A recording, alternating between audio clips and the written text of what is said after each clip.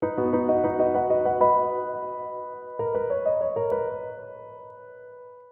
my name is Justin Caffrey, and thanks for joining me on my YouTube channel.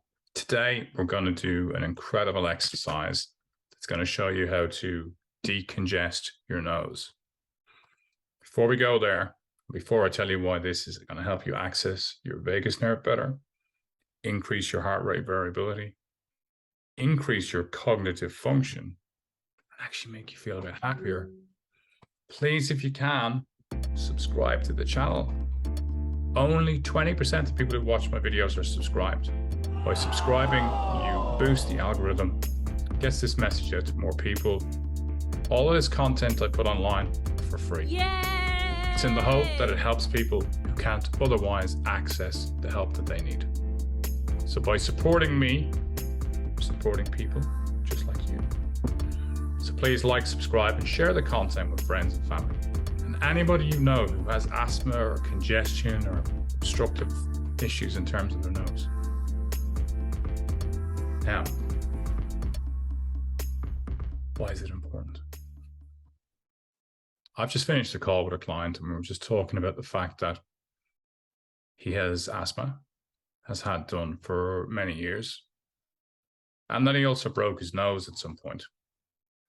So he's not too sure if his problem in terms of his congestion is related to his structural issue or his autoimmune issue with asthma or something else. And at this moment, he's on antibiotics. So he has a chest infection. So it's causing a problem. So I just reminded him and me, because I have to remember half the time, that I too was an asthma sufferer. Came late in my life, into my 30s. It was the byproduct of an allergy to cats. But I learned as I went along that the allergy of cats was brought on by stress in my system. So my nervous system was stressed, my vagal tone was down. My heart rate variability, if I was measuring it back then, but I couldn't back in those days, would have been abysmal. So I started to develop these other physiological issues in terms of managing my stress. So we wanted to just work on a simple technique. And as my client just said to me there, why don't doctors teach us this? And this technique was created by Potato, who is a phenomenal expert in the whole world of respiratory work and nasal breathing. And I came about getting an insight into this through finding Patrick McKeown's work in nasal breathing. So it's pretty simple. If you have a respiratory congestion going on, or your kid does, or your friend does, or your relative does, giving them these simple instructions is really, really helpful. We're just going to do what's called create air hunger in our respiratory system. And you're going to just simply sit there and breathe. And on an exhale, and please breathe in through your nose, out through your nose. There's a whole bunch of other videos on this idea on my channel if you haven't checked it out yet. But learning to breathe solely in and out through your nose is critical, especially to benefit afterwards once you've done this recovery breath. But I want you to just exhale through your nose. When you exhale through your nose, you're going to hold your nose, pinch your nose, you're going to rock your head forward and backward and find a pace that's good for you. Okay. So depending on everybody's circumstances, maybe start with 10. And if that feels easy, go up to 20. If that feels easy, go up to 30. We're trying to create a moderate air hunger so that when you're holding your nose, it's like diving into the bottom of a swimming pool. As you've got to the bottom of the pool and then you're swimming back out, when you get to the top, you want to go. We're not looking for, it's more of a, and then very quickly, we want to regulate and manage the air in. So the first breath, the nostrils become inflamed. Demonstration A. And then we want to pace our breath afterwards. So you may have heard me talk about 4 seconds in, 6 seconds out. And we're trying to get low, slow, deep breathing. So it's as if the hairs on your nose are not moving as we're breathing, or if it was a piece of tissue in front of your nose, it wouldn't move as you breathe in and out.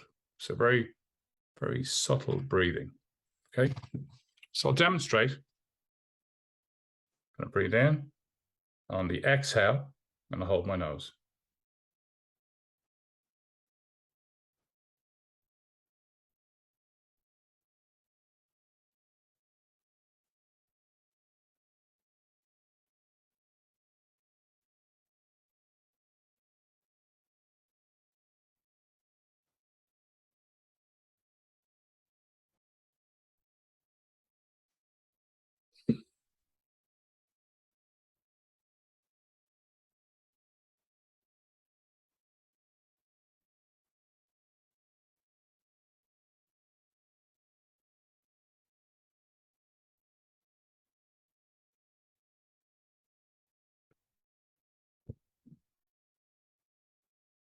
I'm going to spend a minute afterwards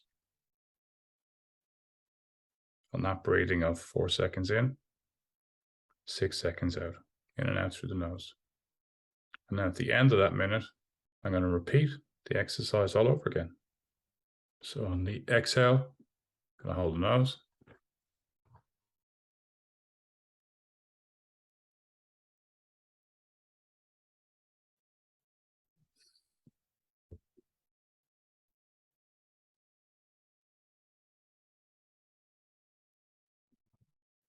So the first breath will be a little bit more challenging.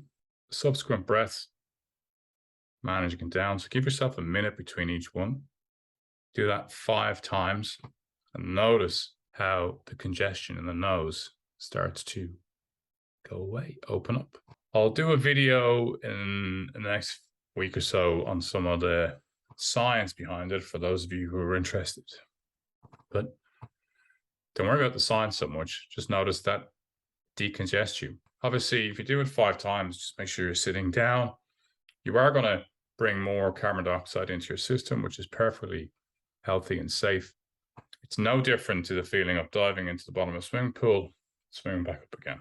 But what we're doing is we're engaging our upper respiratory system, which if you are struggling with a cold or a flu, it's going to speed up the time that you recover.